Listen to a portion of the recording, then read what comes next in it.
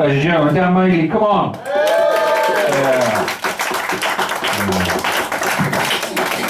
Actually, I've changed my mind.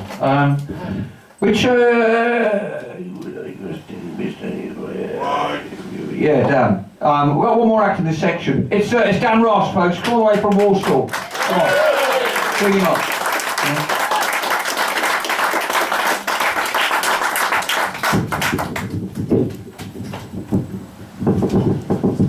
Yeah, so I'm very self-conscious that when I do stand-up I don't tell a lot of jokes, so I'm going to start off, which is bad, so I'm going to start off with a classic joke. Okay, I've worked on this.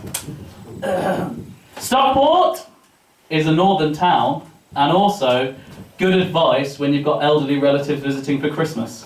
Mild chuckles, I'll keep that one in. So when I've done stand-up before, I always talk about stuff that annoys me. And then I just get off the stage and I'm like annoyed just about thinking about those things. So instead I want to talk about things I like. So one thing I really like is wrestling, professional wrestling. Anyone else here like wrestling? No, because you're all adults. It's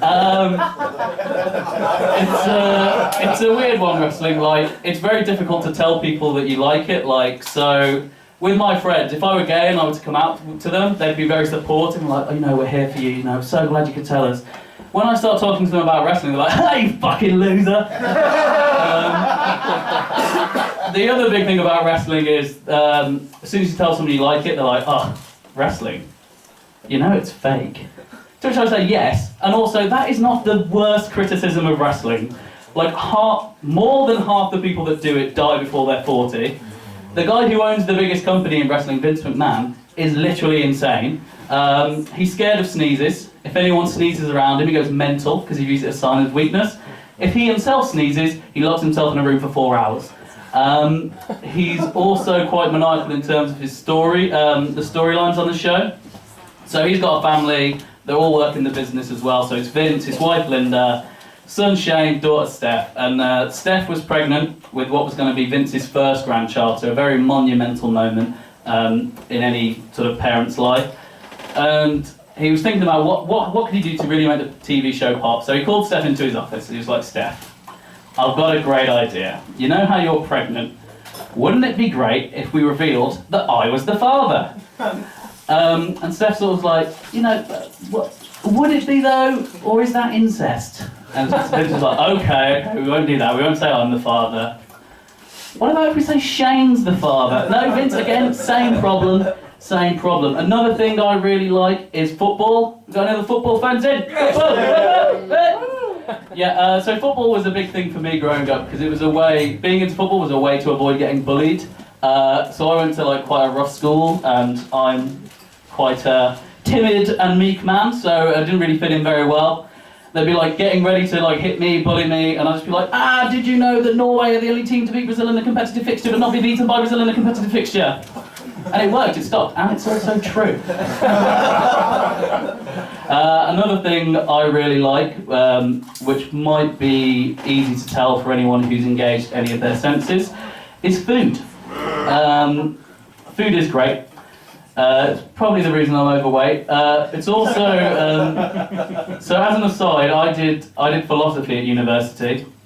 And if you know anyone who's about to think about going to university, or if you yourself think about going to university and you think about doing philosophy, don't. No job prospects, and you just spend like the entirety of your time debating people about like theories like intelligent design with people who've just finished their gap year and they like want to tell you everything they've learned from India. It's like, Tarquin, I don't care. And yeah, so intelligent design is basically the theory that there is God or some other figure that's created everything in the world and there's a plan behind everything. To which food just proves that's not true, because all the delicious foods are all the ones that kill you.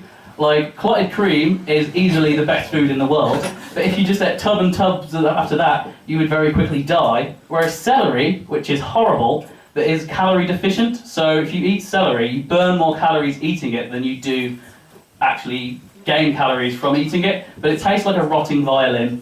And if you don't think it does, it definitely does. Another thing I really like is beer. So I work in the beer industry. My job title is beer specialist, which just does sound like a euphemism for an alcoholic. but no, that is my literal job title. So if you ever see me around, sort of like just boshing pints, drinking loads and loads of pints, it's not me self-medicating my anxiety and crippling self-doubt. It's research. So eating a lot of food, drinking a lot of beer, it does lead to being overweight, as you can tell. So I try and go to the gym. And the phrase "try and go to the gym" just means I don't go to the gym. But I went there actually yesterday, and it's weird, like, being an overweight person, you get side-eyed if you're at the gym by like the like people who are in shape. And it's like, that's wrong, like, as if to say you shouldn't be here, which is wrong. Like, the really fat and overweight people should be at the gym. They need it. All the people who are in really good shape should, like, just stay at home eating quite cream. Like, they don't know what they're missing out on. So I've started, I've got a gym buddy, which I thought was good because like motivate me to go to the gym. If he's going to the gym, I'll go with him. But he used to be a personal trainer, and he says stuff to me like, if you just ate grilled chicken and rice and went to the gym 5 times a week, you'd be a completely different man. I'm like, yes I would, I'd be fucking depressed. But like, when we're at the gym, he's like proper like doing all the proper stuff. I think that's a proper thing, doing all the proper stuff. And I have no idea what's going on. I'm just on the rowing machine, worried about whether my builder's bum is showing. It's like, I don't need to worry, it definitely is showing. But it's a big change because I used to just go to the gym with my dad, who is a 6-year-old man, who used to get stuck on the machines. So I would feel amazing, whereas now I've got this guy who's like henching in shape and it just makes me feel worse. So going to the gym is not fun, but I still need to lose weight. So one of the things I've done is I've joined a football league, which is specifically for fat men, where half the aim is about losing weight and half the aim is about playing the football. And I really enjoy it. It's one of the few social situations where I don't instantly get the nickname Big Lad.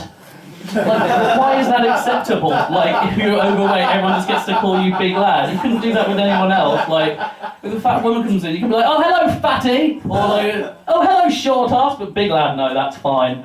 And I like, it's difficult when you're playing football because you can't see yourself, so you have an image in your head of like how you're playing. So I know I'm not good, but I think I'm quite like a cultured footballer. When I was at university, I had the nickname the Wider Schneider, but the footballing ability of Wesley Schneider, but much fatter. And so like, have you ever seen that Nike advert with Ronaldo where it's like from his point of view and it's like, and it's like class? That's how I thought I played.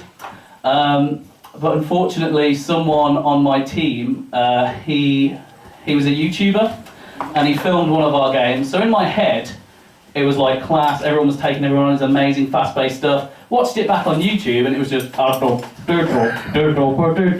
depressing. Really took me out of myself.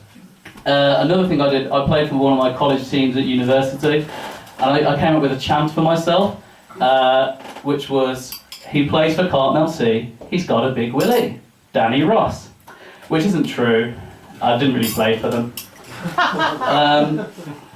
So I'll tell you a story about the Man vs Fat football because, like I said, I don't often realise what's actually going on when I'm playing. So I was part of the yellow team and we were in a big rivalry match against the red team. Oh, the red team, don't know the red team. And they were very dirty, they fouled a lot. So they had this one player who apparently had trials, which like anytime you go play football with anyone, there's always someone that's had trials. But he clearly just failed and got fat, and so he joined our fat league. And we were winning 4-0, it was a good day for us, and he was very annoyed, so he just started kicking everyone. So in my head, I whispered very quietly, oh, what a fucking cunt. But what actually happened was, I just went, oh, what a fucking cunt.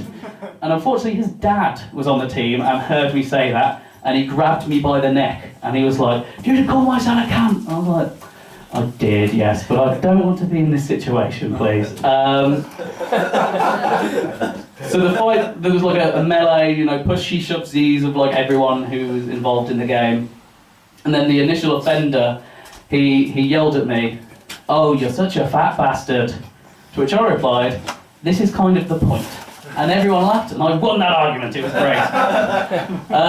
So when you do stand-up, when you do comedy, I'm sure you'll find like a lot of people will say to you, oh, here's a joke you should do this joke. So I'm going to do one of them now. This is what my dad always tells me to do. So, get ready. Why doesn't the Queen wave with this hand? Because it's my hand. Cheers, Dan. That's it from me. Thank you, and good night.